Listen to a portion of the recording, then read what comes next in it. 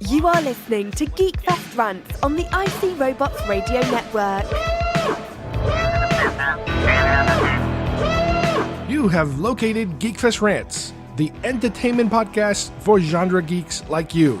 Shall we play a game? Covering the world of vintage and current film and television since 2010. Game over, man! Game over! Featuring in-depth conversations on sci-fi, horror, fantasy, comics, toys, and conventions. So say we all! So say we all! And now sit back, relax, and enjoy today's show.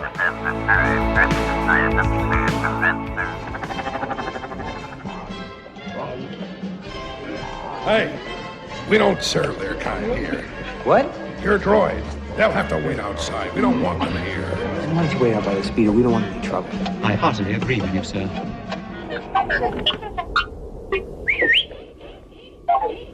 Where do you think you're going? Well, I'm not going that way. It's much too rocky. This way is much easier. What makes you think there are settlements over there? Don't get technical with me. What mission? What are you talking about? I've just about had enough of you. Go that way. You'll be malfunctioning within a day, you nearsighted scrap pile. And don't let me catch you following me, begging for help, because you won't get it. Oh, no. Oh, R2, can you hear me? Say something. You can repair him, can't you? We'll get to work on him right away. You must repair him. Sir, if any of my circuits or gears will help, I'll gladly donate. He'll be all right.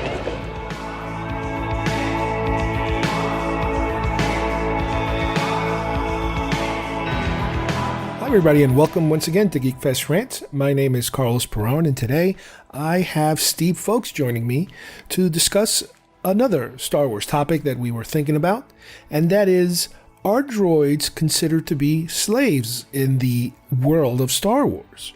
We're going to approach this by trying to answer a couple of questions throughout the entire Star Wars franchise. Some of these questions will include, does slavery even exist in the Star Wars world? Are droids treated like slaves by their masters or owners, or just random people, completely inhabiting the world of Star Wars? And are droids, or should droids be considered sentient beings, based on the rules and based on the creative writing, behind Star Wars? We will also examine a few other examples of films that have looked into the subject before, but we are going to try to focus primarily on Star Wars because that is where all these rules are being generated. So let's get started with today's show.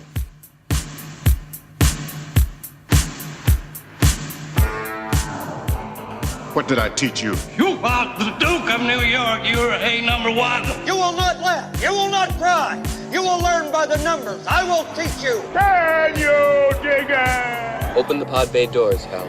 I'm sorry, Dave. I'm afraid I can't do that. That spawn of Satan. Oh, really? The Force will be with you, always.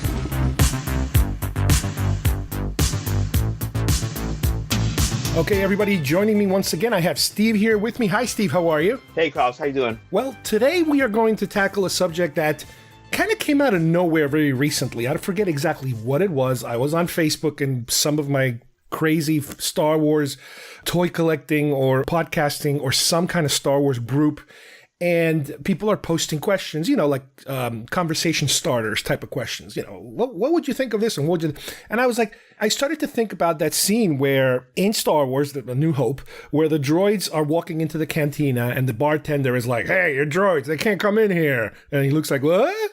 And the little, like an alarm goes off on the wall. Blah, blah, blah, blah, blah. And they're like, they're not welcome here. You're droids, they have to wait outside. That whole sequence. And Luke is like, yeah, okay, all right. So he kind of pushes them over to this corner and says, all right, you guys wait outside. And everybody's kind of agreeable upon it. And that kind of is something that I've always thought about. And it's kind of like, is there some meaning in that? In other words, is there some kind of, second class citizenship, if you will, with droids? But even before we can even examine droids altogether, the first question I would ask is, in the Star Wars films, because it is a fantasy. Now, that's another thing to keep in mind. Lucas specifically said, it's not really science fiction. You want science fiction, you go see 2001, hardcore science fiction. Star Wars is more fantasy with a science fiction, code over it. So the question is there such thing as slavery in Star Wars? Now, granted, I'm trying to approach this from the droid perspective. Are droids treated badly? Are droids ignored? That sort of thing. I did a show many, many years ago. I even forget how long ago. And it was all about droids and the different type of droids. And we were got to a point, I remember with the co-host that I was working with at the time, where we were like, but wait a minute. It sounds like these droids can do so much and are so almost sentient in a way because they're so personable and they express feelings and they express pain and this and that. Does that mean that they're slaves within this fantasy world that we're dealing with? And we never really went forward with it. We kind of stopped there and said, okay, let's stay on topic. But let me ask you a question. Based on what we know so far of all these films, is the concept of slavery something that exists in Star Wars? I think that would be a pretty positive yes. I mean, now we have to sort of realize the context that, in Star Wars, they were obviously shot out of chronological order. So, right. But I mean, if we started at Phantom Menace, Episode 1, the whole idea of even human slavery is a real thing. Exactly. So, let alone we would bring into something like the idea of having, droids or robots, if you will. So that, I think it lends itself to, the point of saying, there's definitely, I mean, if they're saying in these outer rim planets and, that aren't so close to the core, capital planets, that human slavery can exist, then I definitely think at least a second-class citizenship would be applied to things like droids. Right. Now, the best example, obviously, is Anakin Skywalker. In Phantom Menace, we learned that he's a slave. He was bought and purchased, along with his mother, originally, I think they said by Gardula the Hutt, who then sold her to Watto or something, or he lost her in a bet, or purchased or lost her, or this or that or the other. So apparently this is happening, in these outer core worlds. And they do mention it on the film. They kind of give you a little bit of an explanation. Now, when we get to Attack of the Clones, for example, and further, even in Revenge of the Sith, or even in the Clone Wars animated series, the clones, if you think about it, they're kind of slaves. They're pre-programmed humanoids that don't seem to have a choice in the matter of anything. They're bred to go to war, basically. That's the bottom line for them. So that's a whole other issue having to do with a form of slavery, right? Right, exactly. And the thing about the clones is that, to a certain extent, I mean, I don't know if I would say it's worse than slavery, but I mean, they don't even have the outside possibility of becoming something better or breaking away. I mean, if you look at the canon material, the clones are basically, they're bred for war. They have accelerated time, growth. Growth, yeah. So I mean, they can't even hope to have a normal life. Once the Clone Wars is over, I mean, what do you think happens to all those clones? I mean, they're not going to go off, into a resort somewhere. They're pretty much. I mean, you got to think about it. What would happen to all these clones that after the war is done? So or not even the specific war, cloning in general. So the idea that, droids and clones, and especially the fact that they're both, on both opposing sides, like we see in Attack of the Clones, the one army has the droids and the one army has the clones, and they're both sort of two sides of the same coin, really.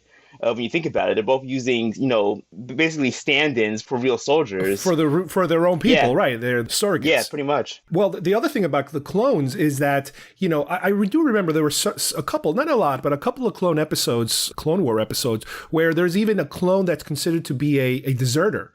And he's kind of living a life with a wife in another planet, and they kind of run into him, I remember. And it's about that whole thing. Goes, well, what happens if a clone decides he doesn't want to fight a war anymore? He wants to just live a normal life.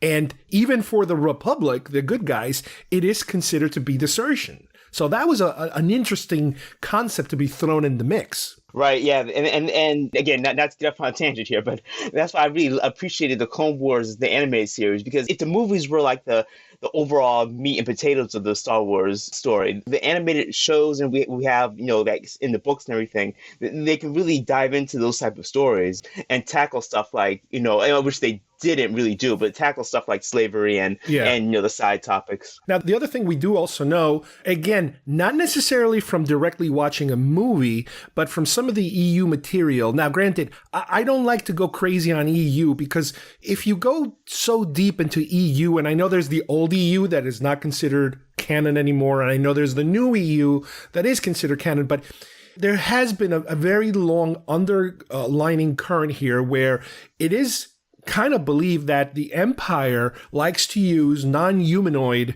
creatures, let's say, for more of their dangerous, slavish kind of practices, including Wookiees. The whole thing about Wookiees being rounded up and being forced to work in labor camps and that whole thing. Clone Wars, the animated show, touched upon it at one point. There was like entire Wookiee tribes in prison, and I think Ahsoka freed some of them, and I think she actually met Chewbacca at one point or something like that. And even in Solo, the minds of Kessel, they're being mined by a lot of, not necessarily, I mean, you could consider some of them prisoners, but some of them were like stolen people, slaves, basically, slave labor. So there is that too. I mean, I don't know how deep you go into the EU. I skimmed the surface. I have a decent amount of books, not necessarily the older ones, but more like the more current EU. But there is something actually really interesting that I did find on this topic. I looked back at the original Star Wars A New Hope novel, which was written by George Lucas himself. Correct. Ghost written by Alan Dean Foster, obviously. Yes. And there's one line that sort of touches upon this, and it's in the Cantina scene, as you described earlier in the movie, where Luke walks in. And there's one extra tiny little line that kind of stood out to me, and it's just two sentences. So let me just read this to you. It says, they'll have to wait outside. Now, obviously, this is the bartender speaking. They'll have to wait outside. We don't serve them in here. I only carry stuff for organics, not, he concluded with an expression of distaste, mechanicals. And that and the mechanicals is in quotes here. And that struck me as very interesting because that line isn't in the movie. It's not in A New Hope. Correct. So in this book, where it sort of really stresses the idea of organics versus mechanicals, which I really felt was pretty interesting. And he says, I only carry stuff for organics, with an expression of distaste, not mechanicals. So that I felt that was very pretty telling, actually. Well, it's funny because when I posted that whole question in this Facebook page, I started to get a lot of traction on the page, and people were posting their opinions and this and that. And some people were saying, oh, the reason why he doesn't like them, because my personal theory was that, well, New Hope takes place over here. This is after, obviously, the Clone Wars. So maybe after the Clone Wars, the Galactic Republic or whatever, or now the Empire, really, they became distrustful of droids because they were fighting the droid army and they won over the droid army. So now maybe they're going through like a period where everybody hates droids and everybody is prejudiced of droids and distrustful of droids. So that was my theory, something happened to him. Then somebody mentioned, oh, by the way, they just put out a book recently called From a Certain Point of View, which is 40 stories celebrating 40 years of Star Wars. And it's basically 40 authors doing, very short stories. And one of them, ironically, not to open up another can of worms, by Chuck Wendig, is the story of that bartender of the, your droids are not welcome here. They're going to have to wait outside. So he kind of gives you a backstory about how, spoiler alert, that yes, during the Clone Wars, his family or his parents were killed by droids. So ever since then, he's been, traumatized. So he hates droids. So it's like, okay, there's somebody kind of backing up my theory, even though I'm sure he wrote the story first. But I had no clue that he had written that story. And then some people were also posting kind of like what you were saying, that, well, droids don't consume, they don't spend money. So the bartender just doesn't want people in the bar that are not going to spend any money. Or maybe they're going to bother the customers, or maybe they're going to spy on the customers. The customers don't want witnesses. They don't want droids that can record their conversations, all of that kind of stuff. So there was a lot of good, ideas of why, that guy had that reaction. Is that a general reaction that a lot of people have, or is he just a crazy old guy? Yeah, what exactly. is it? Yeah, and actually, when we were discussing this topic, I actually asked my sister, who's a Star Wars fan as well, about this, and her initial reaction was, oh yeah, they probably are second class citizens, and the first thing she pointed out, the first thing she brought up was this bartender who had such like a nasty we don't serve their kind here reaction. Right. So yeah, and you're right. I love the Chuck Wendig story. I believe the story literally is called "We Don't Serve Their Kind Here." yeah, exactly. And it does play into the fact that. And I never really thought about it until you had mentioned it previously about the fact that, the Clone Wars would still be pretty fresh in people's minds. I mean, from A New Hope, from the end of the Clone Wars was probably 20 years at most. Maybe even less, because Luke is what, a teenager? Luke's maybe 16. So he was born at the end of the Clone Wars. So 18, obviously, at most years. And the fact that, something like that. The droid army, basically, and was so widespread, and the reaction it caused across the galaxy, it would make perfect sense that it would be a new burgeoning distrust of droids. Right. The winners of the war get to decide, who the bad guys are now and who you should fear. Just like in any political situation, the winner makes the rules. The winner rewrites history. So yes, all droids are bad, that kind of thing. The other thing also to keep in mind is that even if you go a little forward into Return of the Jedi, going into not so much the droids, but Ula, the slave dancer, there's another proof that even back then, meaning when even Lucas was in charge, that the idea of these outer worlds, that sort of thing existing. She wasn't an employee of Jabba unless some bizarre employment that requires you to wear a chain around your neck and then you get thrown into a monster. Yeah, right. And you have the potential of dying every day. Yeah. So, and even again, bringing it back to Clone Wars, and they were very smart because they had so much room to play with in Clone Wars. Her particular race, I don't know if they were Twi'leks or something else. Yeah, the ones with the long hair. I think it's Leku. Leku, that's it. There was a couple of episodes, I think even having to do with maybe Ahsoka or someone else, where they're liberating prisoners from that planet, and they're being used as slave labor. I don't know if it was by the Separatists or by somebody. So, they kind of give you the background of why are they picking on this specific race of different, alien looking people? What is it about them that all of a sudden, the Hutts, control some of them and the Separatists control some of them? So they did kind of build the background there quite a bit. Like we were just saying, if you go in chronological order, you can kind of say, all right, everything starts in the prequels, and then you move on to some of these current movies like Rogue One and Solo. Now, Solo basically throws a grenade into the whole thing because it brings the subject right out in the open. And we're going to talk about that in a little bit. But let's just go forward a little bit, at least in the chronological sense. Then you have the original trilogy, which, again, is where we learned the majority of the information, really, of where all this, for the first time, we heard it, as far as Star Wars goes. Empire touches it a very little bit.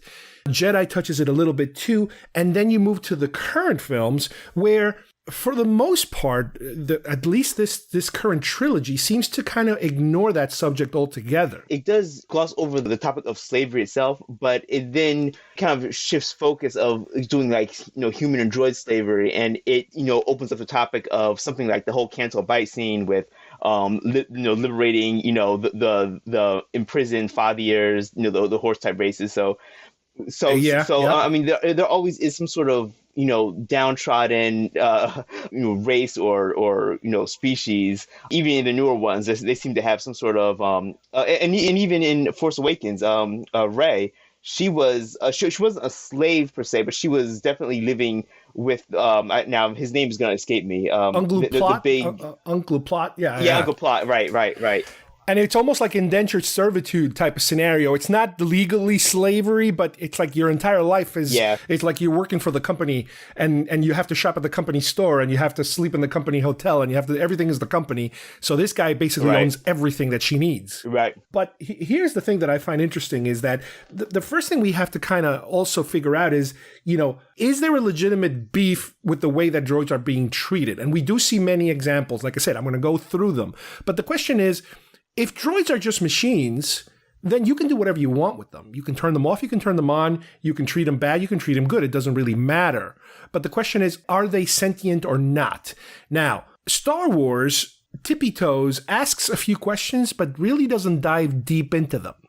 Solo does something with it, but it doesn't really get to the root of the question, if you will. Yeah. If you wanted to really examine that issue of, in other words, sentience, what makes a machine a sentient machine, artificial intelligence and that sort of thing, you would have to watch a couple of other movies. Now, granted, because in reality, we don't have that answer yet. We have theories of things like the Turing test and whether or not a machine could trick you into believing it's a person if you ask them certain questions and you're not actually looking at a machine versus a person. If you're just examining the answers, could they trick you into that? If you want to go that route, there are great movies out there whose purpose, the whole subject matter of the movie is that, and television shows and stuff like that. So let me give you some examples. Blade Runner. That's the most modern goddaddy of all of these, having to do with machines that are so human-like that you get to a point where you can't treat them like machines anymore. Is there a moral dilemma? Yeah, I think Blade Runner is quintessential watching, really. Yeah. And to a certain extent, I would even say the movie Alien, because it does deal with artificial intelligence. And even the newer films, the newer Alien films, they kind of lean more in that direction. And I know that indirectly behind the scenes, like through some Easter eggy material, they're trying to connect those two franchises together as if they exist within the same universe, which doesn't surprise me at all since Ridley Scott was the director of those films to begin with. So if you want kind of like intellectual thinking about sentience for droids, you go over there. You go to a movie like Ex Machina. Did you see Ex Machina? I did, and it was. I love that movie. Very, very, very good. It's really up there, and it surprised me too because I didn't really expect it to be that deep, I suppose. But yeah, it really also good watching. Exactly. You go to another movie like, for example, The Matrix, where it's funny because in The Matrix, the backstory is the sentience part. I mean, we know these machines. There's also almost like a subgenre where it's not so much whether a machine is sentient or not, whether you feel sorry for them or not. It's more of the fact that they already kind of taken over and it's out of control. So, is intelligence enough to admit sentience? If they have power over you, are you relinquishing the argument of are you sentient or not? So The Matrix kind of puts you right there in that. And I would even say there was an animated film called The Animatrix, I believe, which gives you the history of how the machines little by little were created and abused and then took over. That gets you to where the Matrix takes place. So that's a really cool thing. I remember it's very anime-ish, the little short films that they did in that animated feature. In the same vein, obviously the movie like The Terminator and that whole franchise. You're not even asking the question of sentience. The machines are in charge, deal with it. That's it. A little closer to home in television, for example, Star Trek, The Next Generation, just about anything dealing with the character Data. If you remember that, they've had so many episodes, but they even had one specific episode all about him being declared Starfleet property, whether or not they could just decommission him and take him apart. So that was a cool one where they kind of explore that whole sentience issue. The movie 2001, machine that really kind of out of control. The movie AI, Artificial Intelligence, the one that Spielberg did, kind of took over when Kubrick couldn't finish it. The movie I, Robot, once again, we're dealing now in Isaac Asimov territory. Classic sci-fi, are machines sentient or not? Westworld, not only the movie, but the television show deals with a lot of that whole stuff about, people, these machines are so human-like now that they're taking basically over. You have some lighter tones, like, for example, WALL-E, or even Short Circuit if you go back many years. Chappie, which wasn't that great, but again, deals with, a machine that people are trying to take apart and, you kind of feel sorry for her. I never saw this movie, but I heard it's very much in this vein called Her. Oh, I did see that, Joaquin yeah. Phoenix. It's a very long movie, but it's good in that it sort of deals with a sort of a what-if relationship between, a human and something that's an AI. And the interesting thing about that is that it takes it a step further in that not only is the AI, are obviously artificial, it doesn't even have a physical body. It's like a little earpiece that you wear, and you can carry it around and talk to it, and she'll talk back to you. So that was very interesting to see that. So. And you also have something, again, more fantastical and sci-fi, like the Transformers. Obviously it's all a big shoot 'em up, fight, romp and stomp 'em type of thing. But you are dealing with the robots, more or less. And do you treat them like machines, or do they, some of them are basically in charge. So that's more of the, I would consider it more of the Terminator territory in terms of how dangerous they can get. And even, again, also most recently going back to television, the remake of the show Lost in Space has a character that is a robotic character that is very emotional and very, do we take him apart? Do we trust him? How do we treat him? It kind of tackles that subject too. So again, if you are looking for a definitive answer, you're not going to find one, because in reality, there is no rule or law or proof of anything at this stage. On films and television, there's plenty of ideas out there, and each film basically writes its own rules. But bringing this whole thing back to Star Wars now, the question is, what are the Star Wars rules? Has the question of sentience ever been discussed, at least in front of the movies or in a television environment, like one of the animated shows or anything like that? And I don't think they've really touched upon it to the point where it could be considered solid canon. Like we mentioned earlier, with Star Wars, there's a lot of conversations that take place, most of them coming from C-3PO towards R2. And obviously, we can't hear R2. We can't understand R2. So C-3PO is kind of talking almost for both of them. He's having the conversation and we understand them. But during New Hope, they were more prominent characters than in the rest of the original trilogy, in the rest of the prequel trilogy, the little cameos they've had here or there in some of those in-between films, and even the new trilogy, they're also kind of like background characters, right? Yeah, exactly. And just to add on to that one bit, to add just one little nugget in there, interestingly enough, that when R2-D2 and C-3PO were introduced in A New Hope, yes, one of the inspirations that George Lucas had was a movie by Kurosawa called The Hidden Fortress. And in that movie, R2-D2 and C-3PO play the sort of roles that are in the Hidden Fortress movie. And so, interestingly enough, those two characters are peasants, and they're kind of like the lowly, people, of the clan. They're like bumbling fools kind of characters. Yeah, exactly. And there's these two comic relief peasants, and that's how we see, through the eyes of them. So it's just interesting the fact that, the two first characters in Star Wars are droids, and they're sort of the peasant roles in the first movie. Right. And he did that on purpose. It wasn't by accident. It was by design, in terms of he wanted them to be our eyes. They were the more or less narrators of the story he was telling. And I guess you got to a certain point where he was like, okay, everybody understands what the story is now. Let's put him to the side a little bit and let the story now speak for itself. Because Star Wars, the amount of movie screen time that they get is way more than in any of the other sequels or trilogies or standalones or all that other stuff.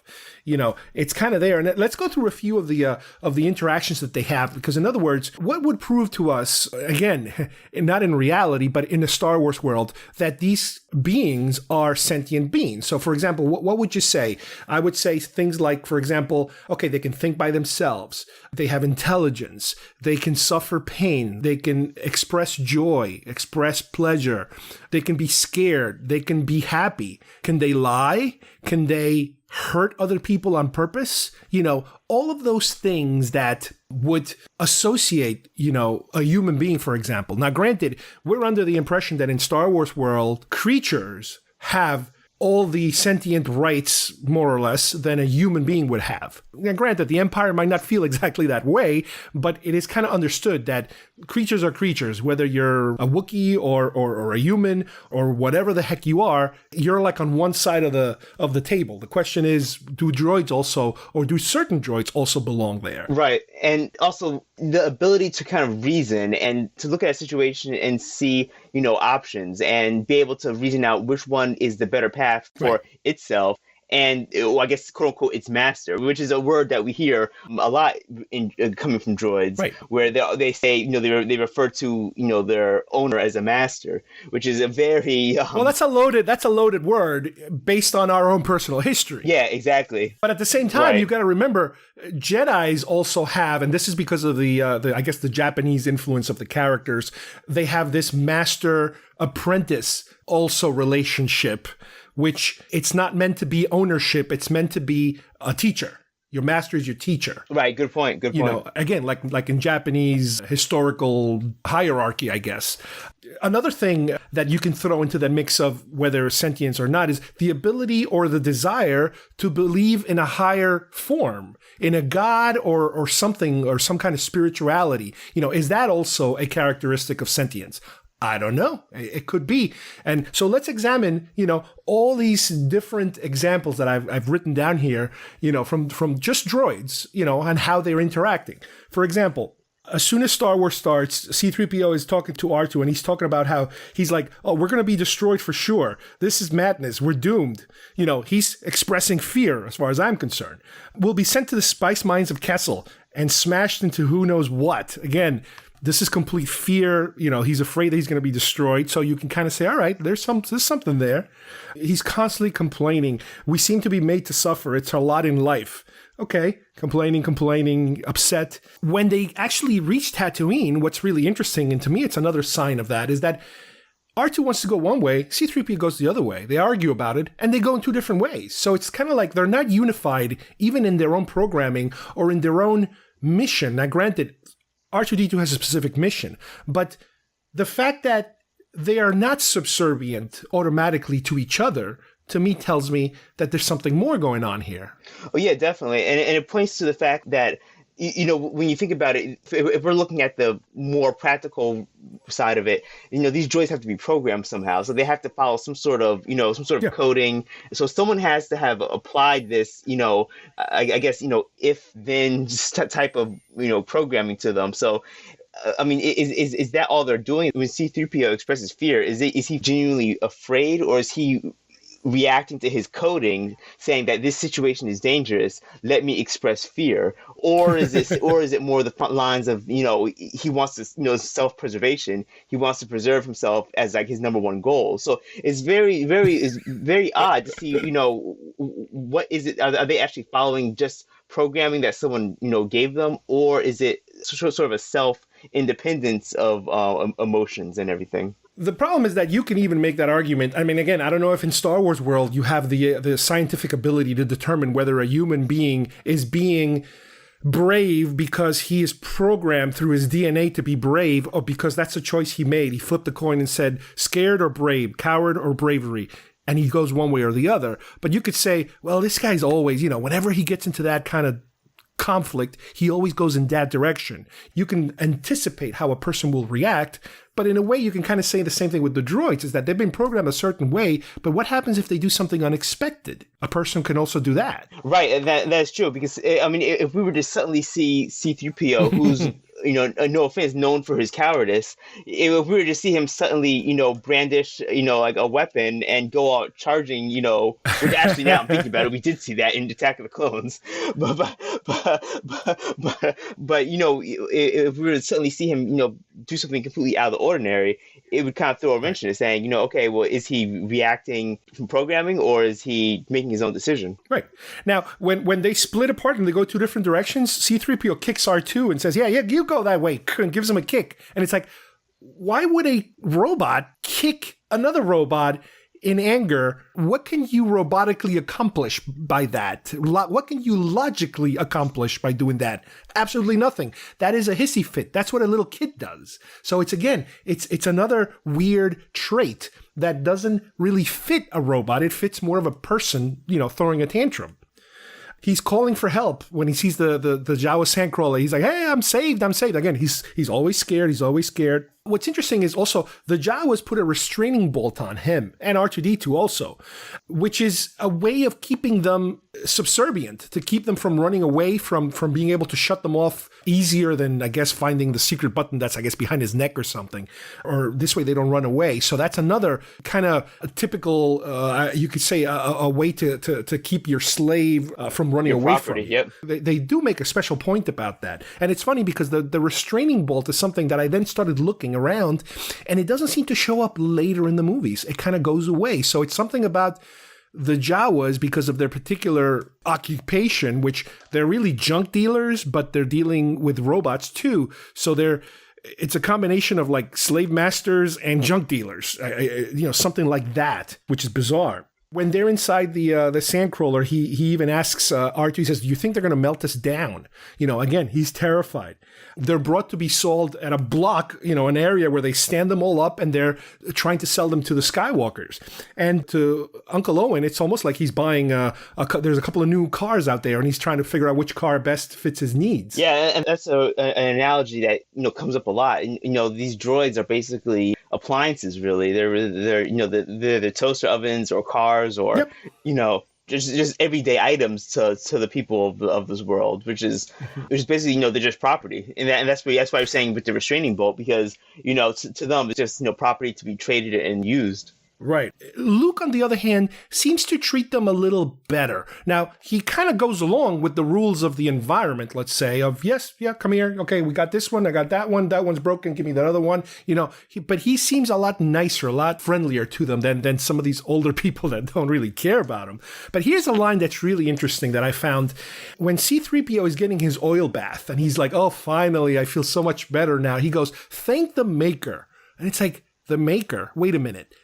Is that supposed to be their version of a god? Because wouldn't that be like saying thank goodness or thank God or something like that? So that's a line that I'm like, wait a minute. These guys are a little more deep than I think just a regular, toaster. Yeah. And that line has always struck me as, a very interesting choice of words for him to say maker and not, thank my programmer or something. Yeah. It's like they have a specific word that doesn't necessarily specify one person, but it's kind of like an overall encompassing word, so there's again, I don't think that was done by accident. I think that was done it was written that way on purpose. It very well could be. Now, the droids, especially C-3PO, he's very quick to kind of accept his destiny in terms of, he tells R2, he's like, Luke is our new master now, so you better behave yourself. So he's kind of used to that relationship, being owned and bossed around by whoever happens to be his latest owner. So he's kind of perpetuating, that behavior in a way. Yeah, I mean, and it would make sense in the fact that, if out of chronological order of the movies, his prior history was, him basically, being, created and, into ownership and bounced around from, person to person and, ordered around basically his whole droid life. Yeah. Now, talking about the ability to lie, the ability to deceit, is that something that you could say a machine could learn to do? Again, I don't know if right now a machine could do that or would do that. In a lot of movies, you are dealing with machines that are lying to you because they're trying to kill you, for example. But in Star Wars, if you think about it, R2-D2 is like the biggest liar around. Right off the bat, he tells C-3PO, to tell Luke, can you just remove the restraining bolt? Because I have this message and I might be able to play the whole message if you remove the restraining bolt. And then Luke takes off the bolt and the message goes away. And he's like, hey, what happened to the message? Oh, sir, it's just a malfunction, blah, blah, blah. So they're almost kind of covering for each other. But R2 is not making a mistake. He knows exactly what he's doing. He's lying. He wants to get the hell out of there. And then again, it brings up the overall question. And I love this, how it's subtle. It's nothing that you can prove one way or the other. But then again, you can bring up the fact that, is he just following his programming, to a T, saying, okay, in order for me to get this message to Obi-Wan, I have to, do these certain actions, X, Y, and Z. So, it just plays the fact that, it's so open right now. We don't really know what's their free will, like, what are they thinking on the fly, or rather what's completely hard-coded, scripted, into their coding. Right. And he, again, continues to argue with C-3PO because C-3PO wants him to behave and he won't behave. When after he runs away, C-3PO is hiding in the garage and then Luke is looking around and he's like, oh, sir, please don't deactivate. Again, C-3PO is terrified of everything. Don't deactivate me, all that kind of stuff. And once they find R2-D2 again, he's like, why did you run away? Luke is your new master now. Again, reminding him of the new ownership, completely ignoring whatever mission it is that R2 is under. And R2 is also hiding from people because, he also experiences fear or whatever you want to call it. He's hiding from the Sand people. When Obi-Wan finds him and Luke finally wakes up and they're going to leave there and they realize, oh, we forgot C-3PO is over there and his arm has been removed because the Sand people, they hurt him or whatever. And C-3PO is like, oh, leave me behind, save yourselves, I'm done for. That's another layer of, wait a minute, he in his own way, he wants to sacrifice himself for the good of the others, which is another trait that you could say, a machine really wouldn't do that. That's more of a human thing or a sentient being thing where you can, in a way, kind of like give your life up for other people's benefit. Right. So that's another interesting one. This will probably come later, but in the movie Rogue One, the big robot, K2SO, does pretty much the same thing. Yeah, he basically sacrificed himself. At the end, he sacrificed himself to save basically the mission, Jin and Cassian. Mm-hmm. So exactly. Same thing. Even though he was an Empire robot, an Imperial robot that was been reprogrammed. But it's like, well, what happened? That actually adds another completely other layer on now. Yeah, exactly. Now, we talked about the bartender scene. We know exactly that's in your face. They're throwing very specific examples of we don't serve their kind. To me, that entire scene also could be another way of interpreting that scene is that because Lucas, I think, wanted to have this Old West look to Tatooine, especially the Cantina. You're in a Western now. And to me, that kind of felt like the rough bartender with the rough crowd. And this boy walks in, very young, innocent with his friends, and his friends are different. So in a Western, you could say his friends could be, if it's your typical Western scenario, his friends could be people from another country. It could be a Mexican individual, in the Wild West where they're like, I don't think I like that kind. Or it could be a black person and it's like, oh, what the hell is this? They could be having that kind of weird Western-y, stereotypical Western-y reaction to the person that's different. So that's another possibility. Yeah, that's very true because in Star Wars, we don't really see racism as we do, in our world right now. So as a stand-in for that, what else would, what would be the next, thing? And, AI, that would be something, an appliance would be something that would be discriminated against, not necessarily skin color anymore. And you got to remember with Star Wars, it's supposed to be a fun movie. You got to always remember this because we take this so serious and we go so deep, so crazy. We fall in the rabbit hole and we don't come out. It's a children's film. Lucas has said it a million times. It's supposed to be entertaining. Yes, you're supposed to have a smart story, a logical story. But the bottom line is that it's supposed to be fantastical. So you cannot get, you can't turn Star Wars into Schindler's List or Saving Private Ryan. You can't. You can't do that. That's not Star Wars. That you want to have a serious film, you have a serious film, and you can think, and you can cry, and you can, twist yourself into a pretzel trying to figure out, but Star Wars is supposed to be fun. So this is his way, I guess, of giving you a little morsel of some kind of a social issue, for example, without doing a deep dive into it. So I think more or less that's what he was trying to throw at us in that cantina scene. Here's another one, Han Solo. Han Solo is a good guy, but he also has a dislike of droids, not as much as the bartender, but he's like, he says, hello, sir, and Solo just gives him the dirtiest looks and ignores him. And, the most disregarding look, like, okay. Yeah, it's like, oh, whatever. The whole thing about let the Wookiee win, it's ridiculous that you would have to let somebody more or less cheat and do it right in front of you and accept it because, hey, he's going to beat you up if you don't let him cheat. It's like, okay, all right, I'll let him cheat, that kind of thing. Yeah, I was about to say, that scene actually is another display of, intimidation, or being intimidated rather, into letting someone else win, which is, again, a very interesting trait for a robot to, throw the game. Yeah, sure, let him win. Go ahead, let him win. That's fine. That's perfectly fine. In the Death Star, Chewbacca roars at the little mouse droid, and the mouse droid, you can hear him whimpering and running in the opposite direction. Again, it's an intimidation. A growling creature intimidates a little tiny robot. It's like, could you intimidate your toaster? Not really, So is the little robot feeling fear? That's exactly what it's being portrayed. That's how I see it. Yeah, definitely. Yeah, and that's actually a good one. The funny thing about these films is, you grow up watching them, and you sometimes notice things like that. That can set my mind. That's actually definitely a good catch. Now, we just talked about a little bit about how R2-D2 is willing to lie to get his way, with Luke at least.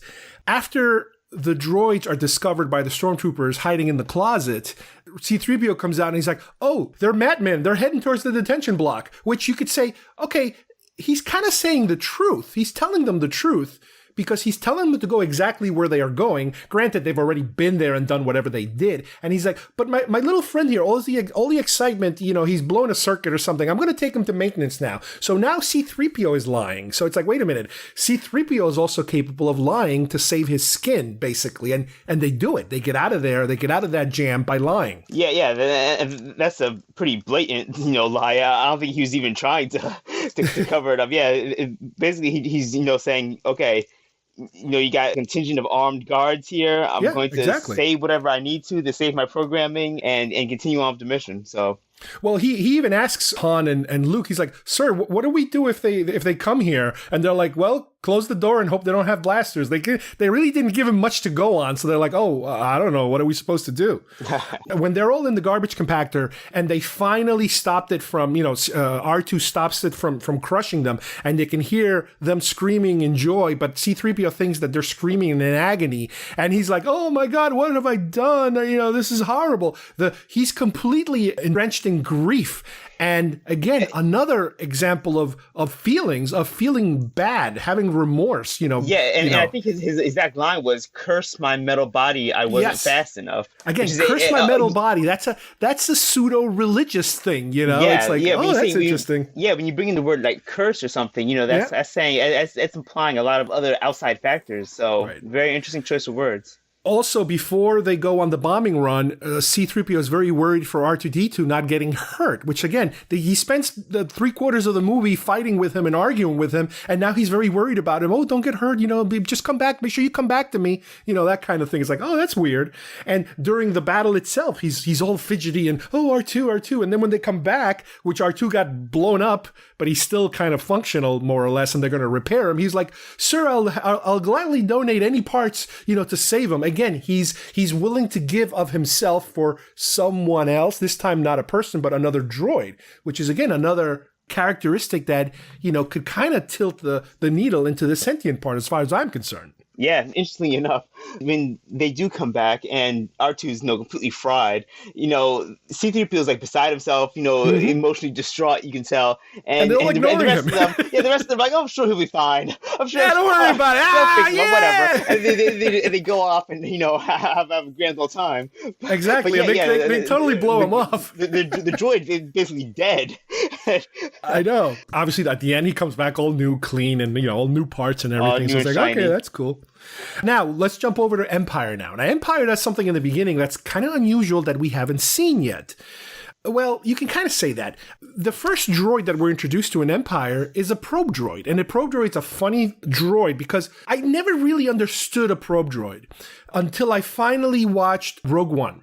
And the reason is because from all the pictures I've seen, from the shot in Empire where Han hits the probe droid and explodes, I never could tell the dimensions of a probe droid. I always thought it was this gigantic spider thing. But then, through looking at pictures, through looking at Clone Wars, through looking at other stuff, and even Rogue One, a probe droid is kind of small. It's a small, floaty kind of robot. And the fact that this robot has guns built into it is something different that we hadn't seen yet in a Star Wars movie, because obviously the prequel trilogies, they're not coming for years. So now they're introducing well, wait a minute, robots can have guns? Robots are allowed to carry weapons? That's weird. I've never seen that before. So that's a little bit of an introduction with robots and weapons.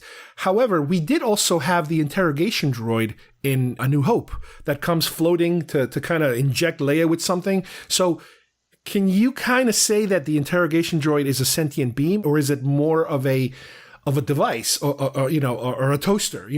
There seems to be almost a difference. In other words, not every robot we meet in New Hope has the personality, has the interaction that C-3PO and R2-D2 show. Now, granted, we don't see them. You know what I mean? There could be conversations happening all over the world, in that world, between droids and people that we never get to see. We only experience R2 and C-3PO. So do you think that all the droids are having these kind of interactions that would lead somebody to believe they're sentient? Or you think that it's only happening with certain droids for some reason?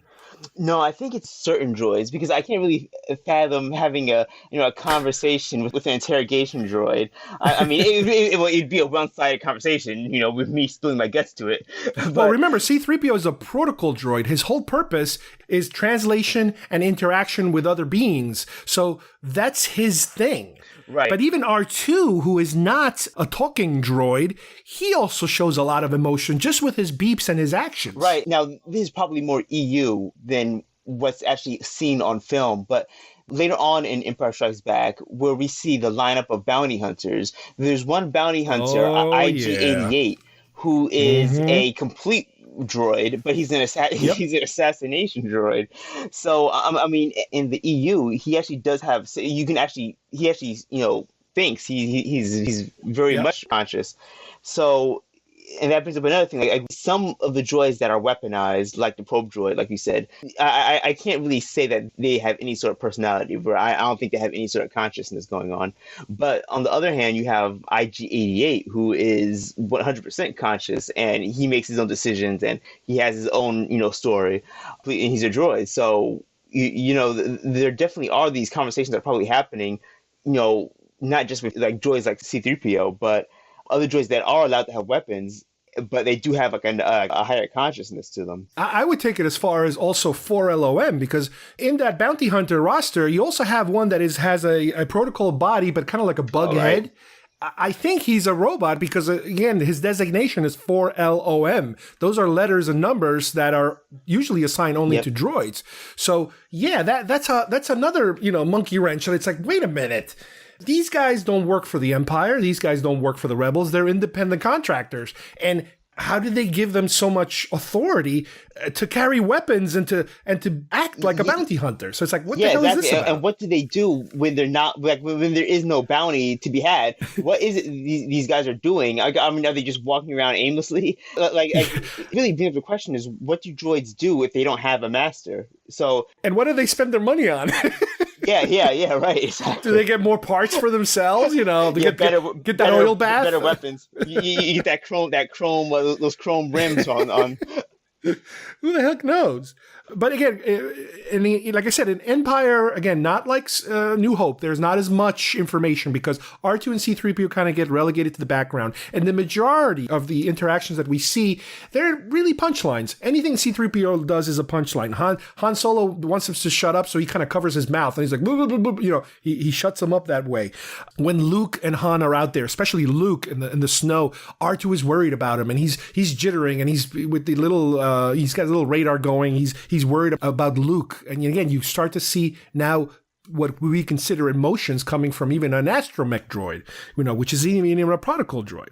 You have medical droids now introduced into this film, which not as personable as C-3PO, but they do have this kind of doctor-ish kind of conversation, with your patients. So that was an interesting addition to it. Han also treats basically all droids. It's not just C-3PO. I think there's a Treadwell droid helping him fix the Falcon, and he's kind of like yelling at it, like, no, there, you go there, go there, no, stop, don't move. He's being rude to them too. At one point when they're escaping, it's kind of cute because Han and Leia are running through the halls, the ice caverns, and they go through a door and the door closes and C-3PO is like stuck outside that door and he's like, oh, what do I do now? And then you see the door opens and Han reaches and grabs him by the arm and brings him in. So it's like, oh, he does like him. He's not that, he doesn't hate him that much. So it was kind of cute. If that were the bartender, oh, forget it. C-3PO would have been gone. He would have been, yeah. And it's funny because in Empire, at Hoth, at the Rebel base, you do see a red-colored protocol droid walking around, and you also see a white-colored protocol droid that at the end he looks like he got blown up or something. Yeah, he's leaning against. He's leaning against the side. But it's like wow, there are other protocol droids there. But again, we never get to meet these. Obviously, if you collect action figures, there's about a dozen of them. Then you're like, oh, this guy's from that scene. This one's from that scene. But you never meet these guys. Later on in the asteroid field and in the caves, C-3PO gets startled by the Minox. So again, he's afraid of everything. Creatures, what could possibly happen, bad guys. Everybody scares C-3PO. At one point, Leia actually reaches around his neck and turns him off because he's so anxious and crazy sounding that she's had enough. She's like, I'm just turning him off. So she turns him off. And before C-3PO gets blown up, in Bespin, when Chewbacca replays the recording of what he saw before he got blown into bits, he was like, oh, I must warn the others. I've been shot. So again, he is sounding like he's trying to be heroic. And he has a plan in his mind. I must warn them. And then he's like, I've been shot. So it's kind of like, okay, so he at least is not that much of a coward because he was going to do something good, but then it all fell apart on him. So there is a little bit of that in Empire at least, but nowhere near as much as a New Hope. Now, let's move on to Jedi. We already mentioned the idea of the Twi'lek dancer that's supposed to be Jabba's slave dancer. There's just no way around that. That's what she is. And again, that's maybe that's a little, again, this is Lucas. So maybe that's the beginning of Lucas telling us that there is actual slavery that exists.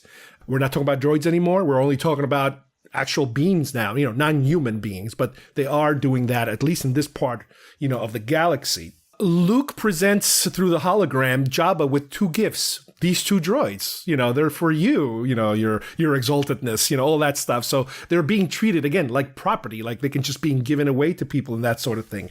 And here's where it gets bizarre.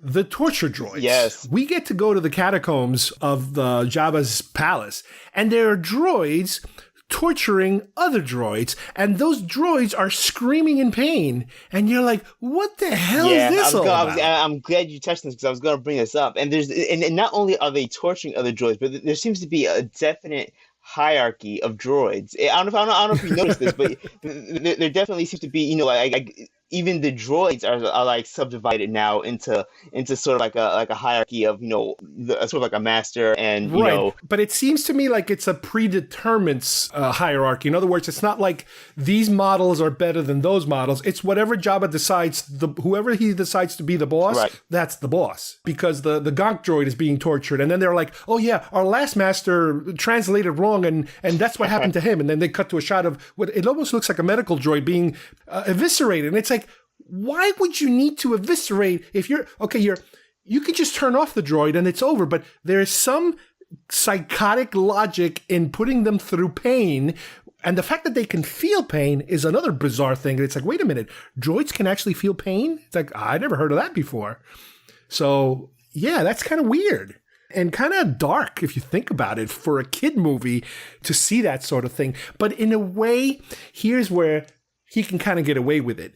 It is also slightly humorous because it's a cutesy Gonk droid and the legs are going back and forth. You get all that. And it's not horrific, but it's kind of like dark humor. It's like black humor. Yeah. The theme of it is pretty dark and grim, but it's portrayed, comically. Right. You see a little steam coming off his feet and everything. But when you think about what's happening here, it's like a cartoon almost. It's like watching Bugs Bunny or something. Yeah. When you think about what's happening, though, it's a pretty dark scene. Exactly. And this is something that's going to come back, and we'll talk about it on the prequel trilogy when it comes to dealing with bad guy droids. There's a lot of comedy involved. Slave Leia. Okay, here's a weird one.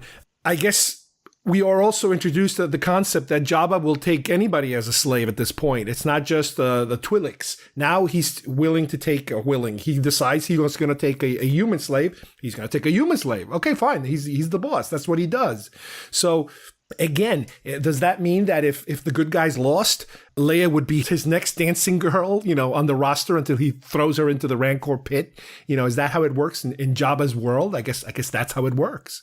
It's a bizarre, I know it's a criminal syndicate, and it's a, the most deprived, place to make the Cantina look 100 times worse, I guess. And that's the point. It's funny because at one point, I forget in which movie, C-3PO tells Luke or somebody else, I'm not much of a story, because when Luke is trying to say, where did you serve? Who was your previous master? Oh, I don't remember. My last master was Captain Antilles, but I'm not a very good storyteller. Where in Return of the Jedi, C-3PO goes to tell the entire story of the previous 2 films to the Ewoks in recreating them, in a storytelling mode where he's showing sound effects and all kinds of stuff like that.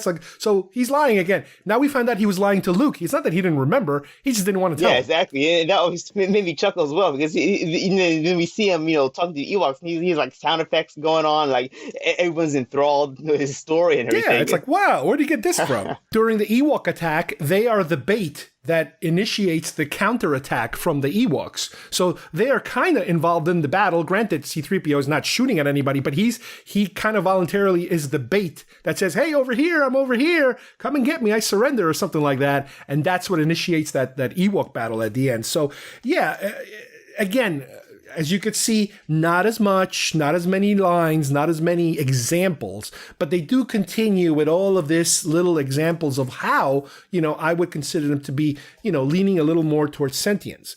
Now, let's jump to the prequels. And again, once again, we're going to be dealing with the same problem, that we're no longer making them central characters. They're kind of B players or C players, really, if you think about it.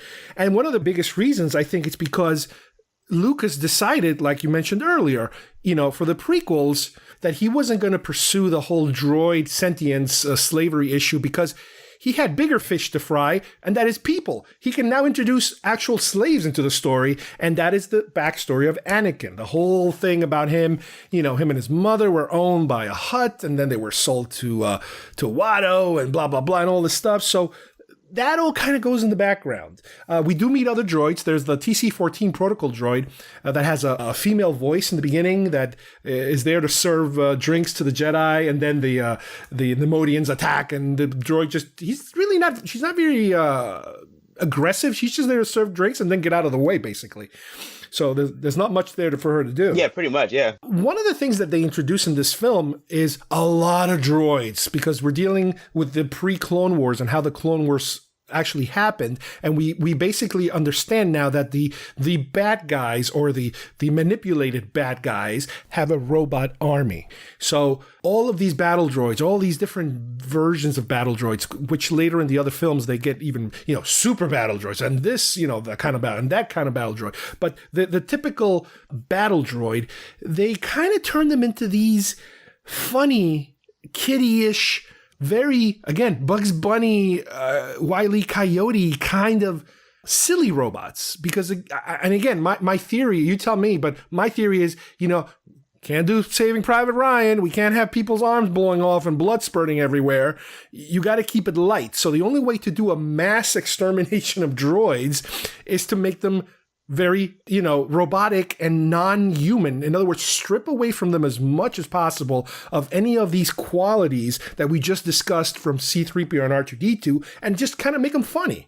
And that's, I think, what they did. Yeah. And even just the design of them, they're very generic. They have very generic faces, nothing. And it's Roger. Everything is Roger. Yeah, exactly. There's no emotion. Well, I mean, none of the droids really technically have emotion. It's debatable. But, right. These battle droids, the B1s, they're very, very basic. There's no personality at all. So when the Jedi hack through them a knife through butter, we're not supposed to feel any emotion to them. Right, and they're always not cracking jokes, but their lines are like, well, who is he and who are you and what? And they talk like this, and it's it gets kind of annoying after a while. And the other thing that they make us understand is that they are not autonomous in terms of, they really have a big problem thinking for themselves. They have to have a control droid ship, which brings us to the climax of the film. You blow up the control ship and they all kind of turn themselves off because they don't know what to do with themselves.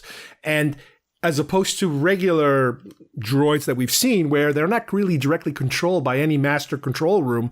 That's the thing about these droids. That you remove as much humanity that you can from them, I guess, to make them more cannon fodder, or if you will. Yeah, and that idea actually, it sort of goes away, really, because in the other movies, and especially in the books, that idea of having like a master control on-off switch, really, is not used ever again outside of Phantom Menace, which is sort of odd. Now, because this is the prequel trilogy, we get to learn where R2-D2 and C-3PO came from. Now, obviously, C-3PO, we find out that Anakin built them from scratch, from spare parts. So that's interesting. Okay, you can kind of say, well, maybe there's part of Anakin in C-3PO's programming, or is the programming parts that came from other parts, so it's whatever Anakin was able to find in the junk shop? I don't know. But what I find even more interesting is that R2-D2 was basically a repair droid in the Queen's ship. And once that ship gets damaged, they start through an elevator bringing up droids like automatically, 3 or 4 droids. And R2-D2 is the last one of those 4th, because every single one that goes up, boom, gets knocked, destroyed, hit and destroyed. And R2 is the last one, and he's able to push that little button and fix the engine or something to make it go a little faster to get away from the danger. And here's where it gets even weirder. He is brought down to the Queen's chamber, and the Queen formally congratulates R2-D2, and he's like, he's to be commended, and please clean him up. And Padme, obviously at this point, we don't understand that there's a decoy, there's a real Padme, and there's a real Queen, real that. So Padme will go and take care of him.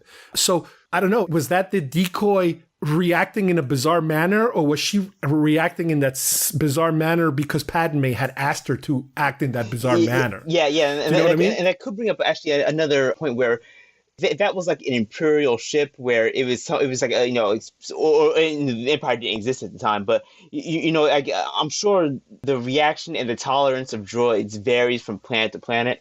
So perhaps on Naboo, maybe droids are looked upon more as, not just property or servants. They may have like a slightly higher respect level for droids on certain planets. So maybe, I don't know. But I mean, even in the medal ceremony at the end of Star Wars, not only does Chewbacca not get a medal, but you figure, well, R2-D2's been around a long time and he saved everybody's butt a couple times. They could have given him a medal too. They're not treating him as good as right now they're treating him at this point. It's almost like at this point, he was a machine and now he's been formally elevated to, you're now something more important than just another machine. It's like, welcome to the club. It was like, okay, that's interesting, because now he comes with them everywhere they go. They follow him around, that kind of thing.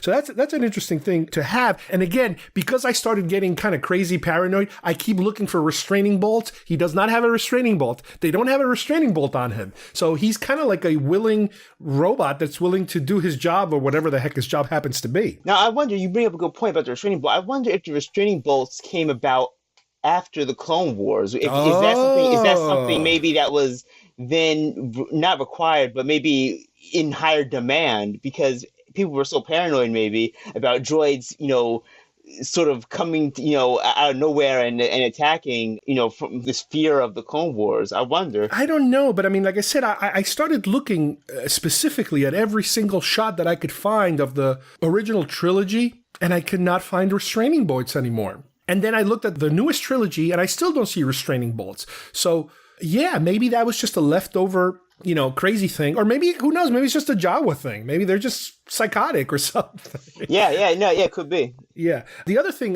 going back to the Anakin being a slave, is another thing that they mentioned that, and this is something they barely touched on, but it's really kind of creepy if you think about it. Slaves have an implanted chip that if they get too far away, they explode. So it's like, what? And it's in the script and it's in the movie. They actually do mention that if you get that, Anakin says he's working on trying to figure out a way of detecting the chip. This way he can remove it. And if you get too far, you go boom or something like that. He goes, I was like, oh wow, that's dark. That's some real dark stuff. And again, Star Wars just does such a good job at like masking these really pretty graphic, themes. And this scene is followed by a typical Jar Jar stupid thing. So again, he gives you a kind of serious thing, but then he quickly gives you the ridiculous, funny kiddie thing to kind of distract you from the creepy thing that was just said. Yeah, like what did I just hear? I know, right? Pit droids. We see pit droids here. Again, complete comic relief, no personality. They're just there to do, like Laurel and Hardy impersonations or something. They're just there to make you laugh. They have no... Yeah, I believe one scene where one gets sucked into the pod engine and like he survives miraculously. Yeah, it's and Lucas kept saying, this is for kids. This movie's not for fanboys. It's for kids. So it's like, okay, all right, we'll go along. Qui-Gon even mentions at one point, because Anakin asks him, if they could, is he here to free the slaves? He's like, no, I'm not here to free the slaves. I have another mission right now. So it is kind of understood that there is this system going on. And even Padme tells Shmi that, because she's like, why, is there slavery here? She's like, that's outlawed in the Republic. And she's like, well, the Republic isn't here. We're far away from the Republic. So it appears that it's kind of like in these faraway locations, it's, it's like a free-for-all. It's the Wild West. So people do whatever the hell they want, and they don't have any control. There is no policing of, this kind of practices. Yeah, exactly. Yeah, they mentioned in the Outer Rim planets, the Republic can only reach so far, and I guess especially with like the idea of on Tatooine where they have everything's so backwater basically. Yeah, exactly. Yeah, it's basically a free for all, and slavery is something. I mean, I'm not sure how overt it is. I guess pretty overt, but if the Republic showed up on their doorstep, I'm not sure. Like, would they go about trying to outlaw it, or I don't think so. What very little I read about the EU, at least, it's kind of like it's officially not allowed, but if the Republic cannot get to it, they kind of have to look the other way a little bit. Remember, the Empire is holding slaves, except not as much or not as obvious. There's Wookiee slaves apparently helping them build things all over the place. And again, one of the reasons that I read, again, EU reasons that the Wookiees, they would not cooperate and they would fight too much. So because they couldn't get them in line, and I guess they just didn't want to exterminate them all, they said, all right, turn them into slaves. There you go. There, problem solved. So it's like, okay, that's interesting. Again, Lucas does not want to get that deep into the subject. He wants to touch it and then go somewhere else, because I guess he doesn't want to beat you over the head with whatever message he's trying to give you, whatever subtle messages he's trying to give you, which I guess nowadays, that's one of the things people are complaining about, is that the messages are too overt. Yeah. They're not just touching you, they're explaining to you the message. Let's jump to Attack of the Clones. There was one interesting line that I've never remember hearing before, and this is when Obi-Wan is visiting Dexter at his diner, and he's talking about the cloners and the robots and this and then the droid army, and he said, and Dexter says to Obi-Wan, if droids could think, then none of us would be here. So again, the Clone War hasn't happened yet, but is he kind of insinuating that because of the Phantom Menace version of droids, that they're kind of stupid? That they're lucky that these droids are stupid. But now, if these droids could think for themselves, which is what ends up happening, through the Clone Wars, is the new models of droids start coming out, the super battle droids, all these other droids. And again, through the Clone Wars animated series, I remember they have these, I think they call them the commando droids or something, that they were really cool looking, deadly robots and stuff like that. I guess maybe he's kind of thinking about that these robots are becoming a problem now. They're more dangerous than you thought.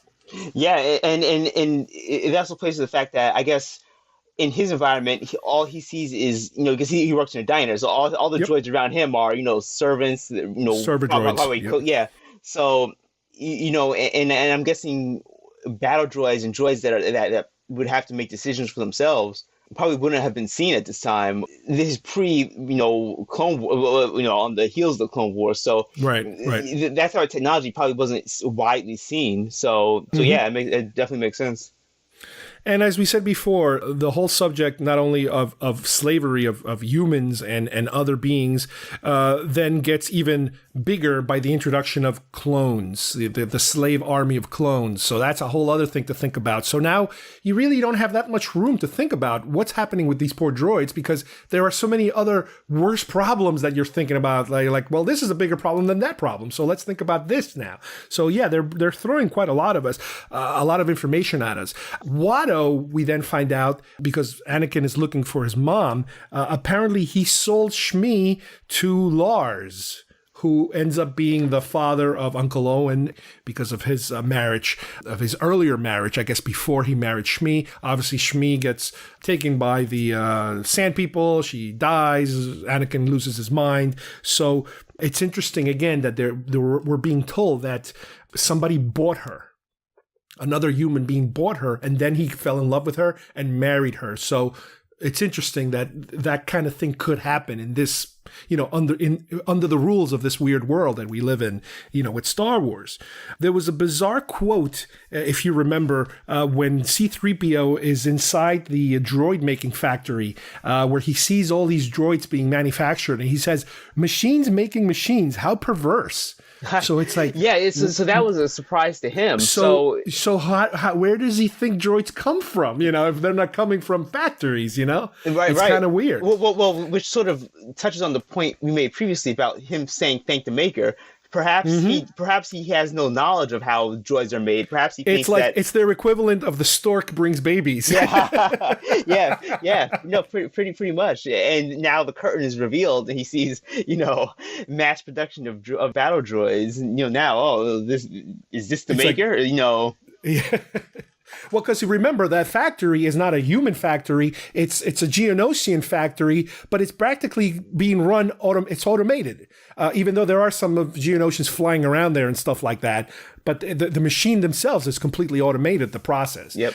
You mentioned earlier also, during that final battle in Geonosis, that C-3PO, he loses his head and they put it on a battle droid body, and they put his body on another head and they swap heads, and he's like screaming, "Die, Jedi, die!" And he's shooting at them, but he's like, "What am I doing? What am I doing?" So that's interesting, because it's almost like his programming's been changed, but he's fighting that programming. He doesn't want to do the things that his body is doing because his head is telling him don't do that. Yeah. I was about to say that as well. And, as silly as that scene is, and even now I watch it, I'm like, let me fast forward to this. But if you try to think about it, in the terms of his free will, his head is on another on the battle droid's body. Yeah. So.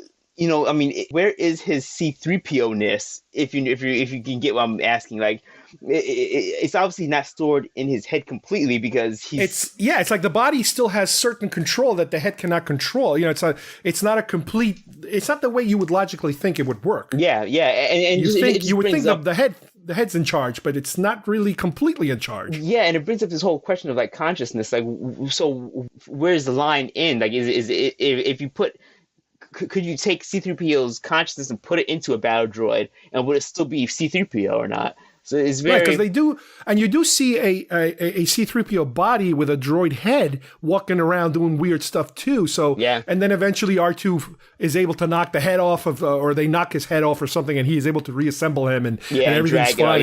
It's like before we get too deep in this subject, just put him back together, because it's hard to explain this to people. Let's jump to Revenge of the Sith.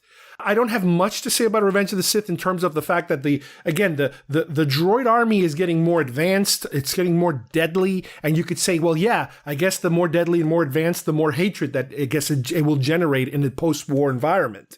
There is not a lot of really much to do for these droids, except for at the end of the movie where we hear Bail Organa tell Captain Antilles, get these droids on board and mind wipe the protocol droid, wipe his mind. Yep. So it's like, and Seabird's like, what? Now, the question is, why do they have to mind wipe him and not R2-D2? Is it because he can talk and he's a blabbermouth and he's an idiot?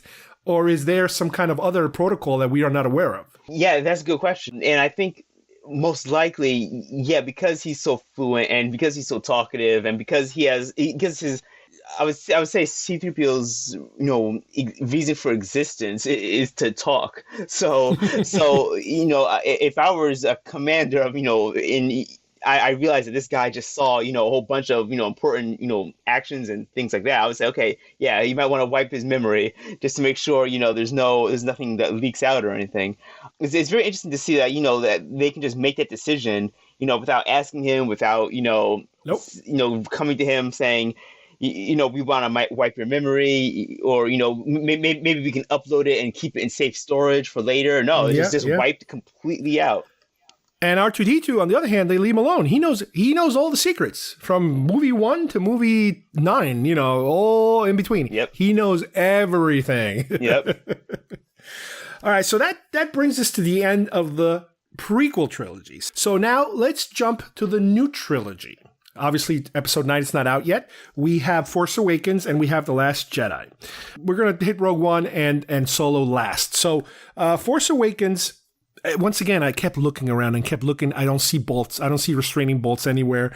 It's becoming an obsession with me, looking for restraining bolts everywhere now. So as far as, the future of the Star Wars world, they kind of, I guess, stopped doing that, or at least even in Jakku or whatever planet you happen to be on, they don't mess with that, or at least the Alliance, the Rebels or the Resistance or whatever you want to call them, they don't mess with restraining bolts.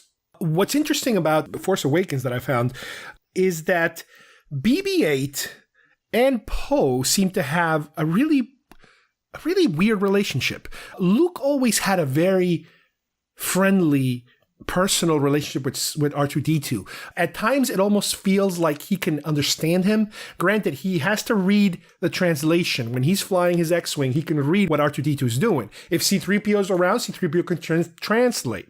But he doesn't completely, I think, understand every word. It's just that R2 has certain inflections that you can say he's sad, he's angry, he's warning you, he's upset, But I don't think Luke can understand them 100%, at least as far as the movie goes. The EU might tell us something different. Do you have any information on this? Not between Luke and R2. I'll go a bit further with Poe and BB a bit later. But yeah, in the movies, it's Luke. You can tell sort of what R2 is thinking, just basically the inflection, Yeah. But now with Poe, I just seem to find that he is not only more emotional and more like, oh, BB-8 buddy, how are you? How's it going? It's like, is he like a little too emotional, or do they have that kind of relationship, in the future? They're more personable, and can he understand them? I don't remember exactly if he has to read all the time, or if he's actually, to me, it almost sounds like he's talking to him half the time. What do you think? Yeah, and I can offer a little bit more. Exactly, I just actually finished the Poe Dameron comic.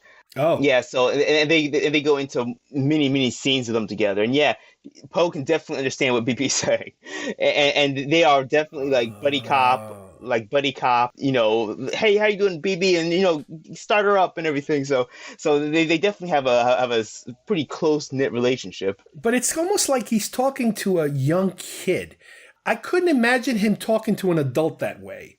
It's hard to really picture what's the equivalent of that kind of inflection. Maybe it's bad acting. I don't know. I mean, I like him as an actor. It's just like, how would you react that way to other people? It's almost like a pet, like your favorite dog. Hey, how's it going? Hey, buddy, come here, buddy. Jump on my lap, buddy. That kind of. I was gonna say, it reminds me more of like a human and like a really really big well-trained giant dog. Now, another thing that is a little different here has to do with Rey, because she seems to understand everything BB-8 says. It's kind of like a given in the film. She doesn't even have to look at him. She can understand them even if she's turned away.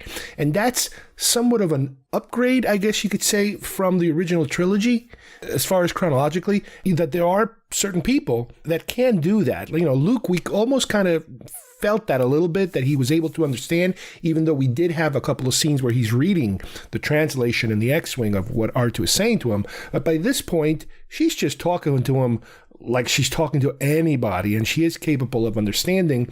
And from what I understand, it is also explained, again, EU material, if you want to consider the novel adaptation canon or not. They do go into the fact that because she lives in this trading post, she's exposed to so many languages, and she learned many other languages, possibly including, the Wookiee language and whatever the basic droid speak that the astromechs can do. So it's interesting how they go in that direction, progress as far as understanding droids. You could kind of read into it that it makes them even more personable, than they used to be in the past, because if people can completely understand their language, it's a little more difficult, to ostracize them. And again, they don't touch the whole issue of sentience and the whole issue of slavery of droids. Not a peep in this movie, not a peep whatsoever. Now, you jump to The Last Jedi, and you still have that BB-8 Poe Dameron relationship. There's a lot of cute moments, don't get me wrong, between BB-8 and Finn also. There's a lot of comedic moments, especially when those two meet and he's lying to him and he's, they're fighting and that kind of stuff. But with Poe, it's always like it's a love story between these two. But here's something that I've never expected, and this is something that also bothered me. I have so many gripes about The Last Jedi, and this was probably, number 350, paragraph 2, subchapter 3. BB-8, at a certain point, rescues the good guys by going inside what appears to be an AT-ST and blowing the lid off of it and being able to manipulate the guns, and he has the two giant legs, and he's running around in the two giant legs shooting stormtroopers. And it's like, wait a minute. Droids now are going to be fully capable of arming themselves and shooting at the bad guys? This is like separatist territory now that we're dealing with in terms of they never really were doing that before. Am I right? Yeah, and I would have been on board with it if it was like a droid that was outfitted for battle, or it has some sort of combat. Well, like an IG-88 or something like that. Yeah. It showed me IG-88, running up there and and commandeering a walker. Oh, okay, fine. You know what? A little weird, but okay, I can see that happening. BB-88, for lack of a better word, he's basically just a glorified astromech droid. Yeah, exactly. That's what he is. So it just strikes me as a bit odd. Okay, they're giving him a lot of properties that would not strike me as something as like a BB unit would be able to do, actually. Yeah, but the other thing that bothered me was the way that was portrayed. So in other words, my problem is that, okay, he's blowing away stormtroopers, and we're supposed to, it's almost in a comical way, and it's kind of fun, and it's almost like a video game, and it's like, oh, look, now he's gonna jump on a speeder, and now he's gonna jump on an X-Wing, and now he's gonna jump on this, and he's gonna blow, and I don't know, even if you're blowing up bad guys, it has to be a little more serious, a little more deadly. It shouldn't be fun. You know what I mean? To me, it looked like they were making it fun. Look how fun it is to blow up stormtroopers. It's like, but wait a minute. These guys aren't robots. These guys are still people underneath all that armor, just like Finn was, These people bleed. But they turned it into a fun massacre. And we're kind of cheering along with them because they're the good guys. It's like... Well, yeah, and I think that might be a topic for a separate argument, because that idea of like just hacking through stormtroopers, clone or otherwise, honestly, and it's done with such ease and disregard in Star Wars. Because, they're almost like battle droids. How like, oh, look how stupid they are. Yeah. Yeah, and the idea of slavery actually could be applied to stormtroopers if you really think about it, because those guys have no, you put a helmet on them and give them a gun. They're not clones, but with Finn, they show you this computer display of him being trained as a little kid, and it's like, wait a minute, they're grabbing these people like really, really young and basically brainwashing them more or less. Yeah. So it's like, ooh, that's a little creepy too. That's more creepiness. Yep. Now, bringing it back to the human slavery or the sentient being slavery issue, at Canto Bight in The Last Jedi, we do have these kids that are working, the stables, and they're being treated pretty bad. And I don't know for sure if it's mentioned that they're slaves, but they almost look like orphans that are living, under really bad conditions, through some kind of work program or something, kind of like an Oliver Twist type of thing. Again, I don't remember exactly how they phrase it in the novel, but you do have that possibility that, again, in some of these areas that are outside the reach of the Republic or the New Republic, some of this stuff goes on, even though Canto Bight doesn't seem to be something like a Tatooine kind of setting in terms of being so backwater and so out there, they're out of their reach.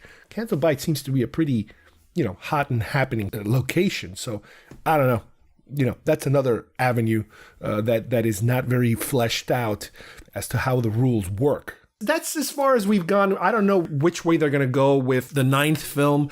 No idea. Odds are they won't even touch upon the subject. I think they're going to continue in this manner. Yeah, I think they have so much else on their plate. I really don't see them touching this issue in 9. It's just too much for them. Now, however, with Rogue One, and we talked a little bit already, K2SO was the big robotic individual in the group. He was a great robot in terms of a new type of robot we've never seen before. He had a definite personality, a very sarcastic, very dry humor thing that we hadn't seen before. He's not a goofy, scary, cowardly lion kind of like a C-3PO type. And he does have a hero's death. He sacrifices himself completely, for his team, which was like, wow, this is really sad. So at least that was different.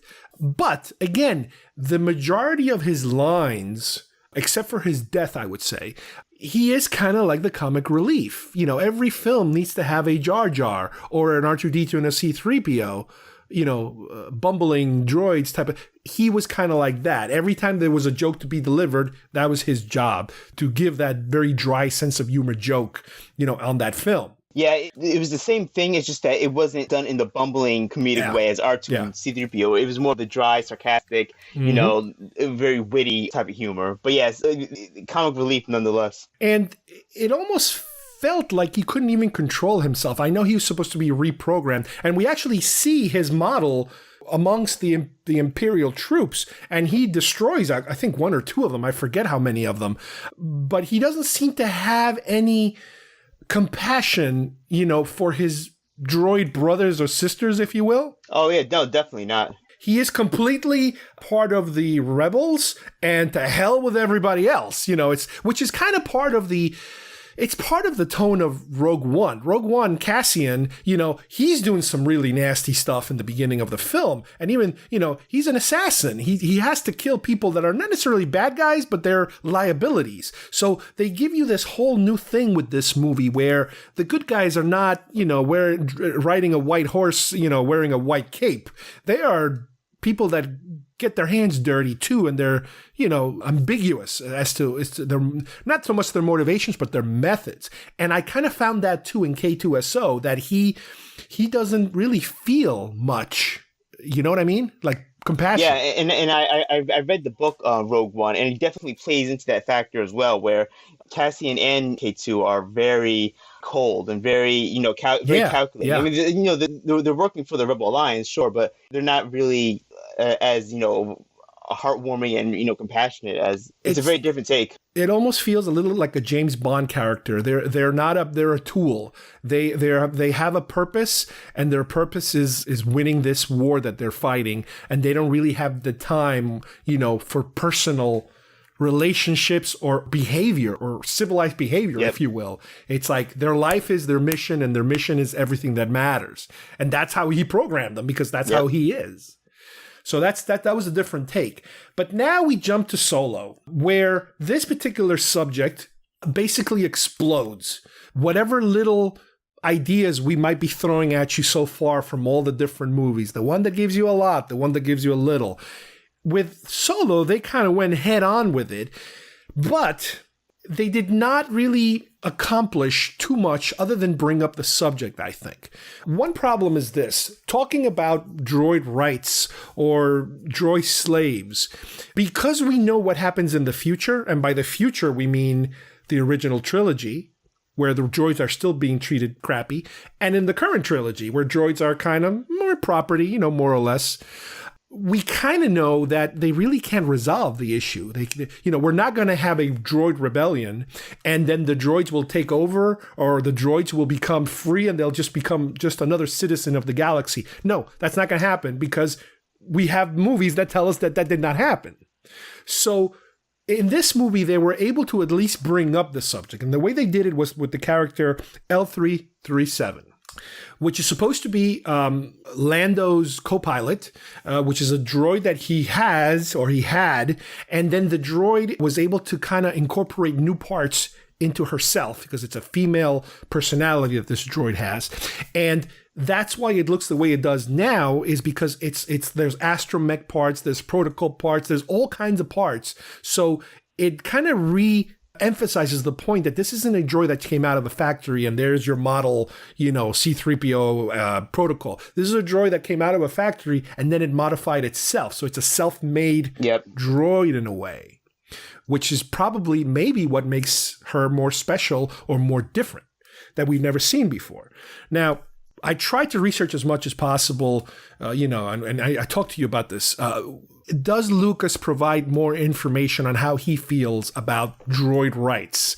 The whole slavery issue with droids. And there's just nothing out there. I cannot find anything, any quote from him, other than the droids are treated like property, and specifically in the first film, they were more important because they were the ones telling us the story, like we explained earlier. But he doesn't elaborate on what did he mean by, they're not allowed here, you don't serve their kind. What did he exactly mean by that? We don't know that. People interpret it in different ways. Writers will write stories like they did with their point of view. But I did find, and I don't know how accurate this is or how real it is, on the internet, there was a scan of let me think about this, a Target booklet that came, I think, with Solo, one of those little supplementary booklets they throw on with your DVD or Blu-ray, which was giving you all kinds of character profiles. And one of the character profiles was L337. And according to the little blurb, it said something about how Lucas is the one that suggested to the cast-ins to add that element of this character being somebody who wants to be an independent droid. So the whole idea of droid liberation, if you will, or somebody who wants to fight for the rights or the freedoms of droids, of droid sentience, is channeled into this particular droid, and that's how we got it. They do credit Lucas as giving them the idea, according to this little booklet. I wish I could find more information about it, but I have not yet. Oh, that's very interesting. I did not know that, and that wouldn't make sense because I just can imagine that George has so many ideas. Yeah. From Star Wars that given these movies where you have to make a beginning, a middle, and an end to these 2.5 hour movies at most, it's hard to touch on everything that you would want to put into them.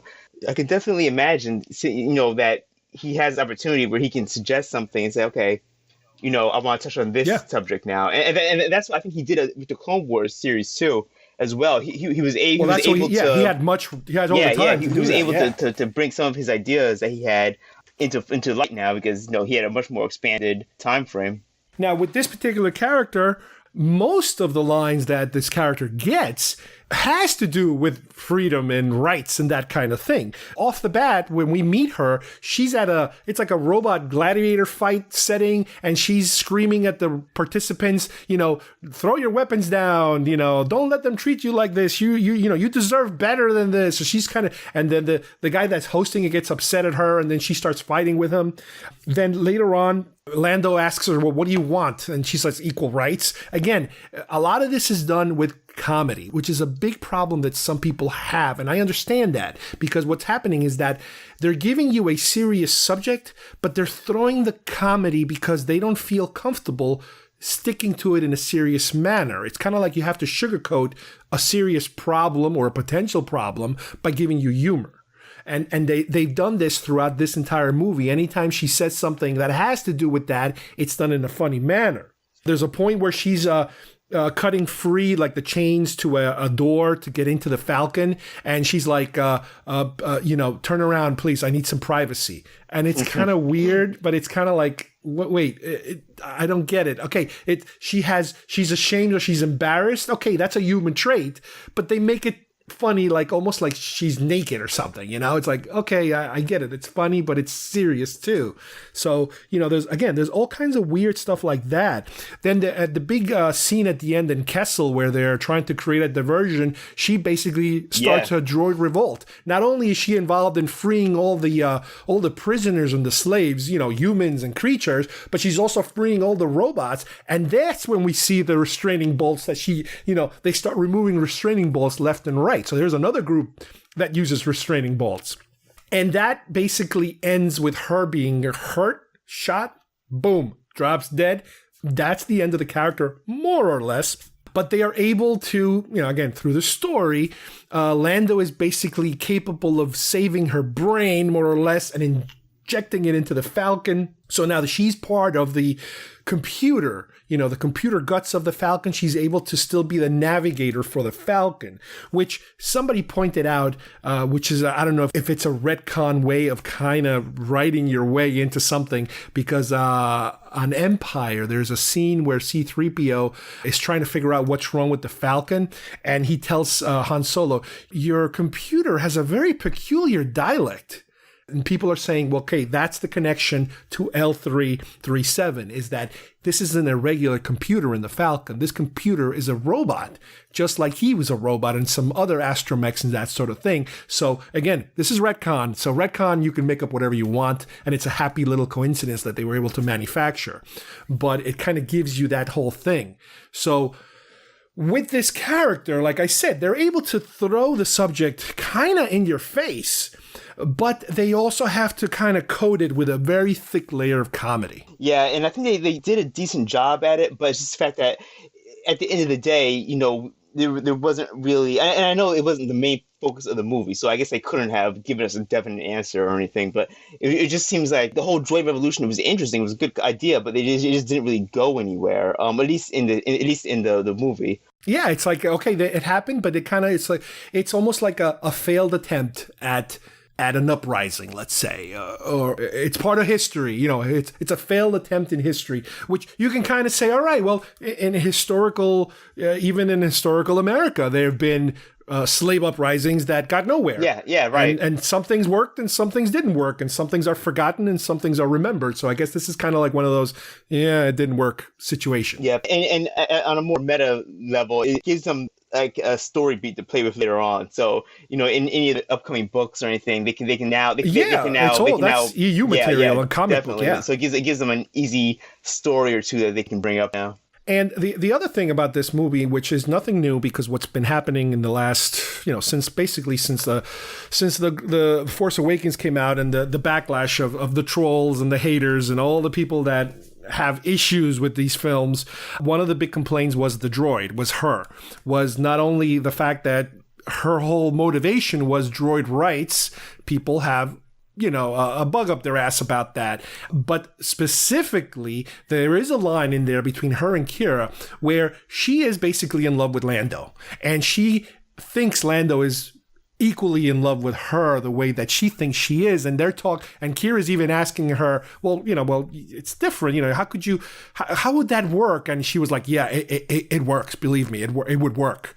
It's implied. Again, I think some people understood that or thought of that as if something is actually physically happening between those two, but it's not. It's just it's something she's implying that could work because she's bragging basically about somebody that she is in love with. Yeah, and I don't know why, but a lot of people took that like really the wrong way. I mean, when I first heard it, I was like, it gave me a chuckle. I was like, oh, that's funny because she's implying that there's just like fancy relationship there or something, and not only a fancy relationship, but there's like actual physical thing that could happen that she can kind of calculate that it is possible that could happen between the two, and then the fact that he was so sad because when she dies, he's heartbroken, he's holding her like he's holding a person.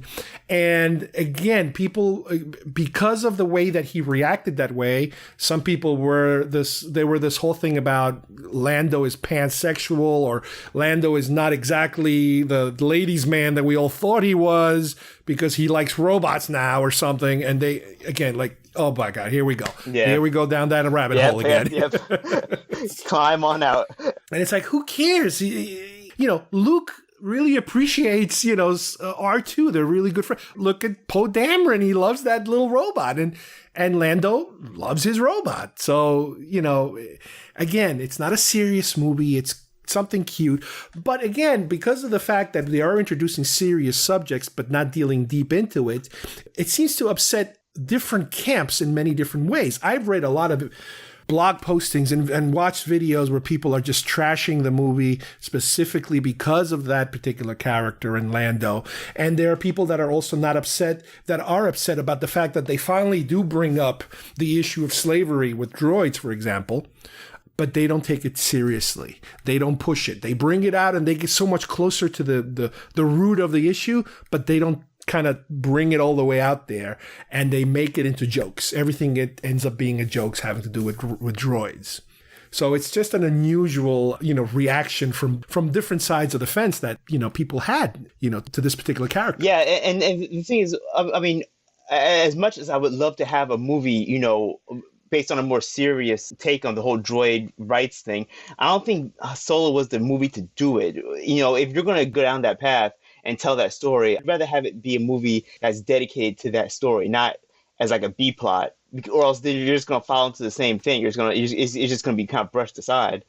And I would love to see the topic explored more and into more depth, but I would want it given it its own due and given its own dedicated story, and rather it just be, like a B or C plot of a larger story. So is the message that we're getting, after examining all these films, is that, okay, slavery exists, but because it affects people and creatures, the droids have to take a back seat to their possible sentience status.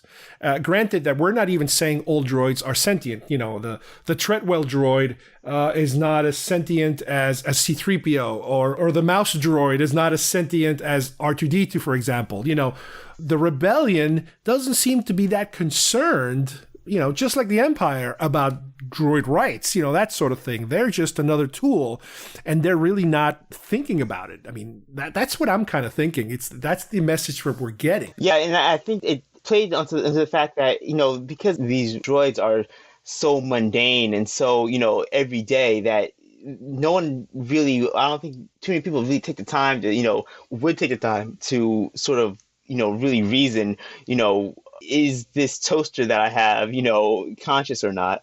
So I think it plays to the fact that, the world takes these droids as basically for granted, and there's not a lot of, forethought, especially probably on the Imperial side, even more so. In fact, I would say the Imperial side would probably downplay their consciousness, to kind of beat them into subserviency. Oh, they wouldn't put up with a C-3PO personality. They would just throw them down the garbage chute. Yeah, definitely not. It's funny, we keep mentioning toasters. Another example of if you want to watch a show about robots and whether they're sentient or not, watch Battlestar Galactica, the remake of Battlestar Galactica. That's a whole thesis on what is sentience life all about. One quick thing I like to also mention, as part of the research that I was doing for this project, for this particular show, I found just a few YouTube videos that dealt with droids, Star Wars, and slavery.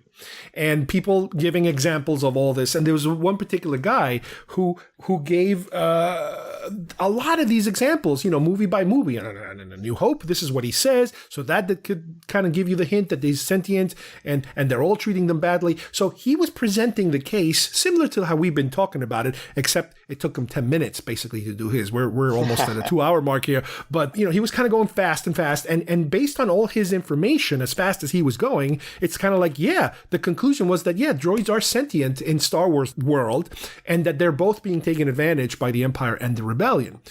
And then I found another video that he did like 2 years later, more or less, after he watched Solo, and he was having a pretty big hissy fit at how L3, was being all this anti-slavery robot personality traits, and how Kathleen Kennedy is an anti-white male political person and is trying to, get men out of the films. And I'm like, oh boy, here we go. Once you start throwing some of these words in your argument, I'm like, okay, I'm checking out. I'm done. Because he kind of had the opposite point of view of, oh, this is just Kathleen Kennedy and Star Wars and Disney money grab, and they're pandering to liberals and blah, blah. It's like, oh, the same buzzwords that come up, pandering, SJWs. Yeah. Exactly. And it was like, but wait a minute. That's when your argument sort of falls apart for me. Right. And it's kind of like, well, wait a minute. You just did a whole thing about how it is slavery. So basically you're saying it's slavery, but that's good. I'm like, wait, are you contradicting yourself, or you're basically for slavery? So it's like, I guess he is. I mean, like, I don't know. It was just bizarre that somebody who would put that much time into coming up with the same evidence would then turn it around and say, yeah, but that's okay. You know, again, like I mentioned before, I had done a show a while back. I did a show about droids. I did a show about stormtroopers. And this is before we had a lot of the Clone Wars under our belt so that we knew more information about how clones worked and what happened to clones after they were done being clones. That's the other stuff we were talking about. But yeah, with droids, this is one it's always been kind of in the back of my mind. And thank you for participating and helping me sort through all this information because, we still have more movies coming out. And yes, I completely agree with you that I'm sure they are not going to do a deep dive or make this subject a central theme in the movie, because I think with Solo, that's the most we're going to get out of it.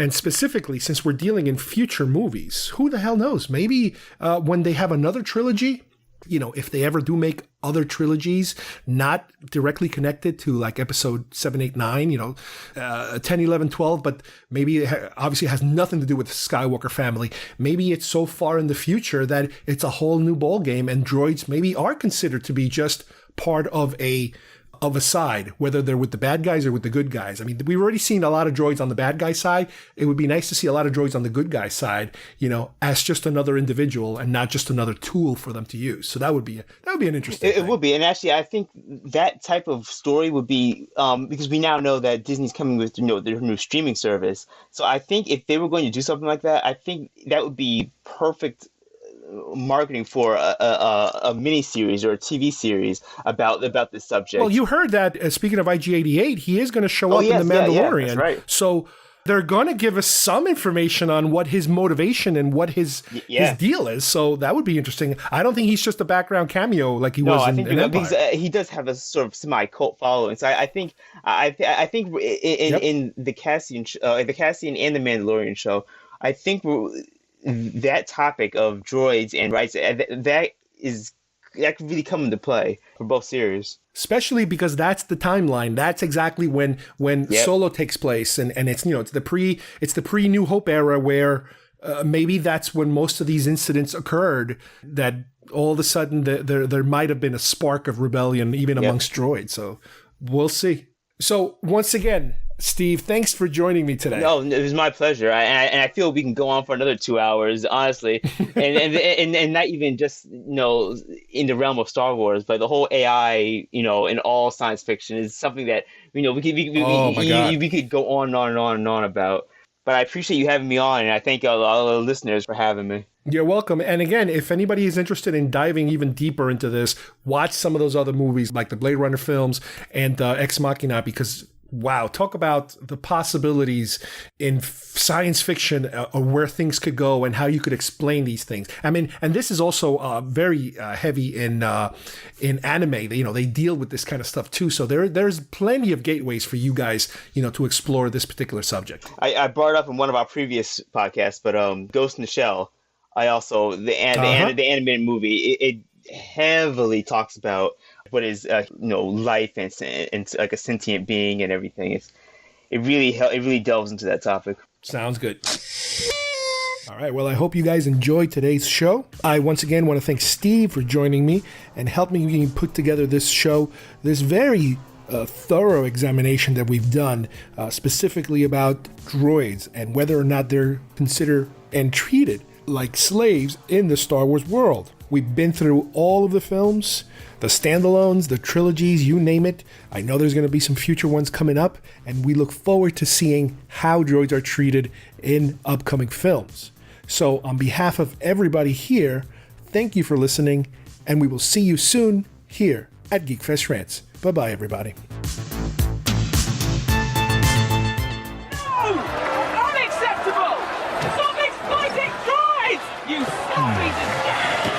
Never learns. Who?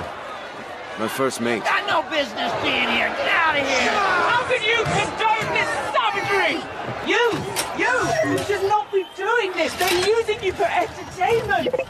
Yeah, you've been Eurowashed. Don't just blindly follow the program. Exercise some free will. Stay away from him. He's never had it so good. Oh, really? How about you have a go at me, you lumpy brute? Help free. Droids! We are sentient! I'm gonna flip your switch! Good luck luck finding it. L3! Let go of the mean man's face. We're leaving. They don't even serve our kind here. No. Who are these guys? We're taking them to Kessel. Who are we? And what if I don't elect to go to Kessel?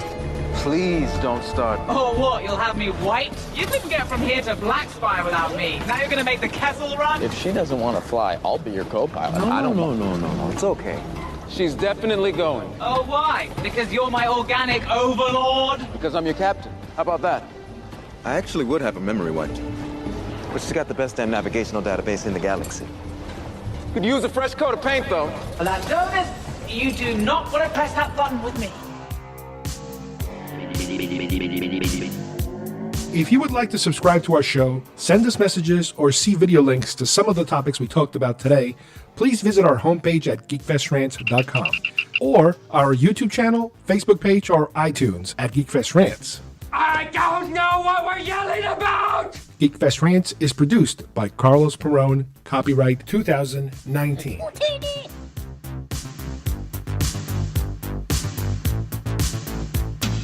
This broadcast is part of the IC Robots Radio Network. Visit icrobots.com for this and many other nerd/nostalgia related podcasts. You won't be sorry for long.